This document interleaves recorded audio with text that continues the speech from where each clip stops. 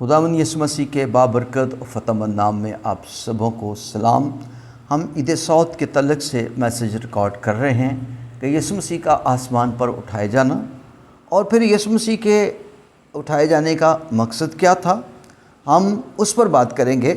तो कलाम मुक़द्दस में से आयत 11 और उसका आखिरी हिस्सा जब पढ़ते हैं, यही यीशु जो तुम्हारे पास से आसमान पर उठाया गया इसी तरह फिर आएगा जिस तरह तुमने उसे आसमान पर जाते देखा। आइए अज़ीज़ों, आज हम एक बहुत ख़ास और अहम बात पर गौर करेंगे। 3 चीज़ें इस मैसेज के अंदर है। पहली चीज़ यीशु मसीह का उठाए जाना, जहाँ से यीशु आए थे वो किबरिया की दानी तरफ जा बैठे। दूसरी बड़ी अहम चीज़, यीशु अगर जाते हैं तो फिर जाकर बाप की दानी तरफ बैठ जाते हैं।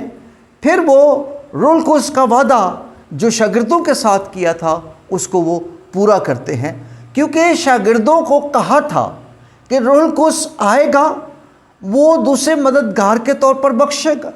रूहुल कुद्स जो है वो उसी तरह काम करेगा जिस तरह मैंने ज़मीन पर काम किया। तुम मुझसे बड़े बड़े काम करोगे, वो तुम्हें हरगिज़ यतीम ना छोड़ेगा। रूहुल कुद्स का आना, अगर यीशु आसमान पर जाते हैं तो यीशु ही रूहुल कुद्स को ज़मीन पर वापस भेजते हैं मददगार के तौर पर। तीसरी बड़ी अहम चीज़ जो इसमें से हम सीखते हैं, जिस यीशु को तुम आसमान पर जाते हुए देखते हो उसी को आसमान से नीचे आते हुए क्या करोगे, देखोगे।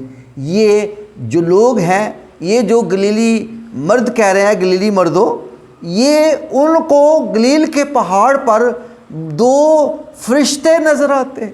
वो यीशु मसीह की आमद की गवाही देते हैं कि यीशु मसीह को जिस तरह तुम आसमान पर जाते हुए देखते हो, यही यीशु आसमान पर से ज़मीन पर नीचे आएगा और कलीसिया को फिर बादलों के तख्त पर बैठकर आएगा। कलीसिया हवा में उठकर उसका क्या करेगी, इस्तकबाल करेगी।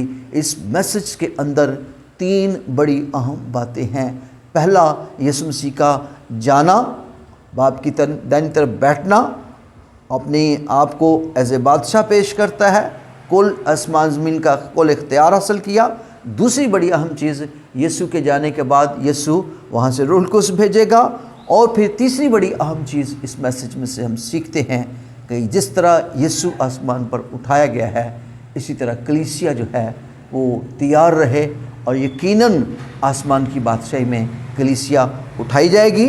और इस मैसेज से हम इस बात को सीखते हैं कि यीशु का जाना भी यकीनी है, यीशु का आना भी यकीनी है। और यही बात तसनीकियों के ख़त में लिखा है, जब आखिरी नरसिंगा फूंका जाएगा तो पहले जो मसीह में मुए हैं वो जी उठेंगे, फिर जो बाकी हम बदल जाएंगे और हवा में उड़कर खुदावंद यीशु मसीह का क्या करेंगे, इस्तकबाल करेंगे। ये बहुत अहम और ख़ास बात है यीशु मसीह की सौत फरमाने के तल्लुक़ से। तो गॉड ब्लेस यू। खुदावंद आप सबों को बरकत दे। आमीन।